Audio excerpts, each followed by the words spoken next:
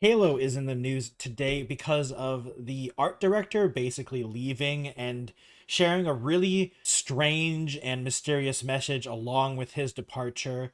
A restaurant that was advertising itself as completely AI driven has shut down because the lack of human workers, and California has passed a law forcing tech companies to actually delete the data that they have on people when they actually delete their account. That is what we're going to be talking about today. My name is the Technojelly. Please hit that like button and subscribe to the channel if you haven't already. I'd really appreciate it. We're trying to hit 1,000 subscribers, and I would really appreciate it if you hit that button.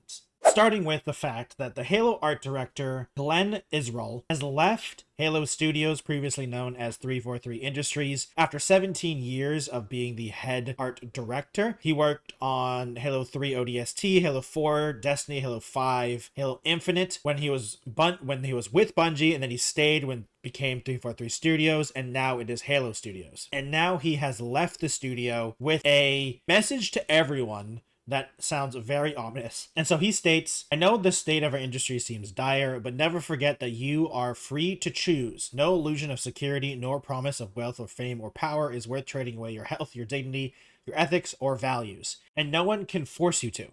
Stay strong, take evidence when necessary, and find where you belong. This is coming at a kind of a pivotal moment for Halo, I feel like it, for the studio and the franchise itself. They've recently announced, 2 years ago, when they name changed to Halo Studios away from 343, that they're also changing engines. They're not using the Halo engine anymore. They're using Unreal 5, which is going to be a really strange transition, I feel like, for most people who enjoy Halo games, along with the fact that Halo Infinite was not successful. It seemed to be okay, but they did not understand how to properly do a live service free-to-play Halo, and they fundamentally failed on that part. Like, you can argue that the single player was fine and the multiplayer was fine, but it failed as a live service video game because basically no one, like, other Halo games are more popular nowadays than Halo Infinite, because Halo Infinite barely peaks over a couple thousand players on Steam, when other Halo games, and like literally the Halo Master Chief Collection peaks more than Halo Infinite. Now, to be fair, the Master Chief Collection is multiple Halo games, but like when you're supposed to be the brand new 10-year plan Halo Infinite free-to-play service game, peaking at a couple thousand players is not what you're supposed to do, and it doesn't even seem to be doing that strong on Xbox as well. We don't have the official numbers for that, but it doesn't seem to be doing that much better on console as well. So everyone's really banking on the next Halo game to be the thing that kind of revives Halo. And the way that Microsoft is going with all the layoffs,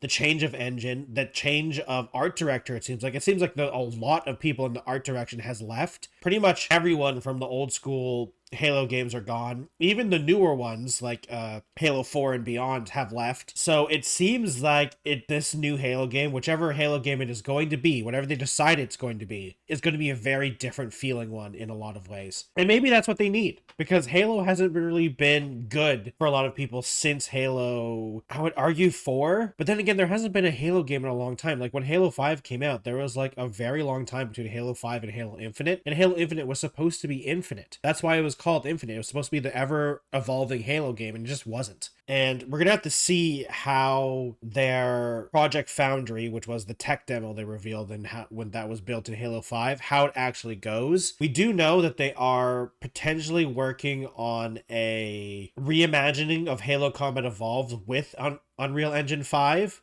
But I don't know if that is the Halo game they're working on, or if that's like a Halo game they're going to make and say, hey guys, this is how Halo's going to feel on Unreal Engine 5, and this is what we're going to be doing. This is Halo from now on. Like, we don't really know. Though the esports side of Halo is happening in October, so maybe they're going to announce it for the Halo World Championship in October, later in October, so who knows. But we're really at a potential breaking point for Halo, because Microsoft isn't doing well at all, and their lead franchise Halo also isn't doing well and hasn't been doing well for a very long time. So they kind of need something. They need anything and something to happen, and hopefully this is going to be the case where it actually something happens. But with everyone leaving and the ominous messages by the team and the reported problems of the management, it doesn't look good. but I hope for the best because Halo is a game that I really enjoyed playing. Not be a hardcore Halo person, but I still really enjoyed the Halo games, and it'd be nice to play a good Halo game again. Moving on to a restaurant that was advertised as fully AI. Now, this restaurant was called Walk AI. Sorry, it's called Walk AI, and it was using artificial intelligence to make the food basically, and it was on a street stall and went viral on TikTok, and it was a robot that made the food basically. And the thing with this robot is that it actually did seem to work, and it did seem to somewhat function, and it actually made the food properly. But the problem is that they needed more human workers to actually fill the robot with ingredients, and they didn't have enough people doing that, which is kind of hilarious. So this whole AI-driven restaurant went bust because they couldn't have people helping the robot maintain the ingredients because it was a robot that it made the dish and made the noodle dish, but the problem is that it still needed help with peeling the prawn and cooking the stock.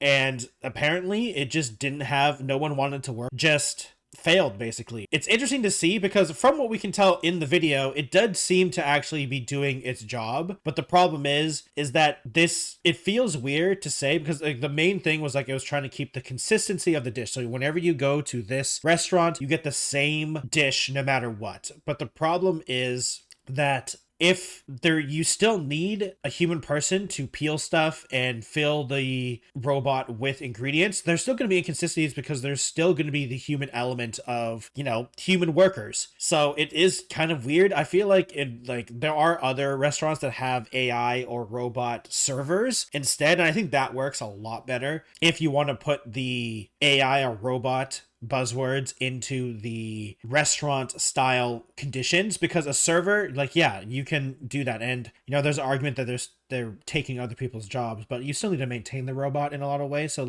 it's a give and take, I understand, but I don't really see a robot chef really working. They do have another unit, I guess, or a restaurant, because it's not really a restaurant, it's more of like a food stall. It's more of like a small food stall, which makes sense because the whole point of this was that it's supposed to be compact because you only need a couple human workers along with the robot, which is really interesting because he was even paying apparently the human workers a pretty good monthly salary for Singapore, which is where this is in, because he was paying 5,000. I'm sorry, I don't know the Singaporean currency, but it was $3,900 in the US, or £2,800, which, I mean, for a monthly salary in Singapore sounds pretty reasonable. I unfortunately don't know the standard of living there, but on the glance it seems reasonable. But it must have been a nightmare working with that robot if people didn't want to do it, or maybe it's because it's also not really designed for human space. It's really cramped from what we can see in the video, so doesn't seem like a good job to have. And if you are a person that does ingredients and stuff, do you really want, or like a sous chef, do you really want your only job to be cook broth and peel prawn? I'm not sure. I feel like if you're trying to be an actual chef and you're in the sous chef process, I feel like going to this place might not be your correct career direction. But that might just be me. It could just be me. Hopefully they figure it out, because there is another unit. There is a second place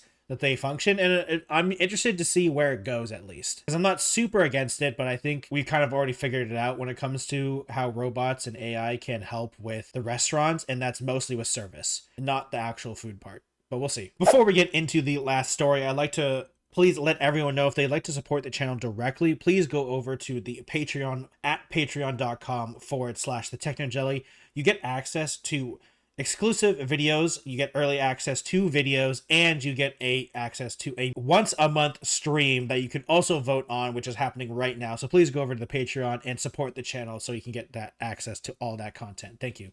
Lastly, California has a bill going through the Congress of California, and it is written so that social media companies have to actually delete their personal information when they delete their accounts. Now, you would think that is what already happens, but it is not that case. It is simply just they keep the data. This is unfortunately a thing that we've kind of known forever, but it is now fully known. There's no hiding behind that fact.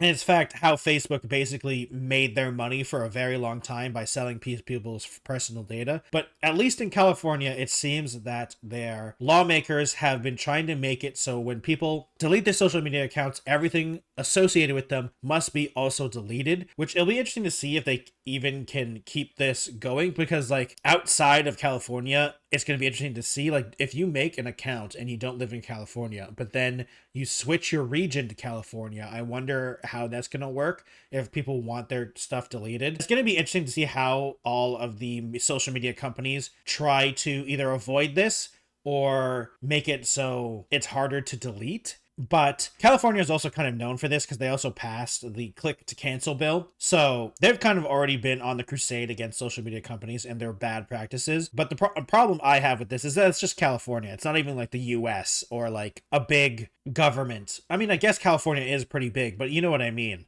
It's kind of sad that it's only one state, but I guess we have to start somewhere. There has to be somewhere to start with this type of stuff because social media has become a bigger and bigger problem, I feel like, in a lot of people's lives, whether it be in the video game world or outside of it, the tech world. It's just a bigger problem in general because it used to be a very specific type of person that would only use social media, but nowadays everyone uses it, and it has been that way for a long time, I feel like, at least for the past 10 years. So the law finally catching up to this, I feel really good about it, and I hope that they can finally do something about this because the social media companies have way too much power, like incredible amounts of power over people. So hopefully this will start with something, because I do hope this is the start. I hope this isn't the end goal, because we need this to happen more in more places so it can actually be beneficial to most people. Because, like, let's be honest, California is a big place, but it's also not, like, you know, huge in the grand scheme of things. It's a really good starting point. So let's hope that other places, first, like other states, and then maybe a countrywide thing. I doubt that countrywide thing will happen because the US is very divided right now, but I'm hoping for Canada.